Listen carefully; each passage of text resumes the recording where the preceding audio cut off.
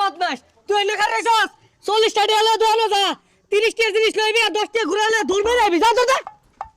এ বন্ধু আমার গার্লফ্রেন্ডে তো ঈদে মাঝে পাঞ্জাবি কিনা দিছে আর তোরে কইলে লাভ কি তোর তো গার্লফ্রেন্ডই নাই বদমাসের ওহন দোনো বাড়াইছি কোন যা আড্ডা মারতাছে খালো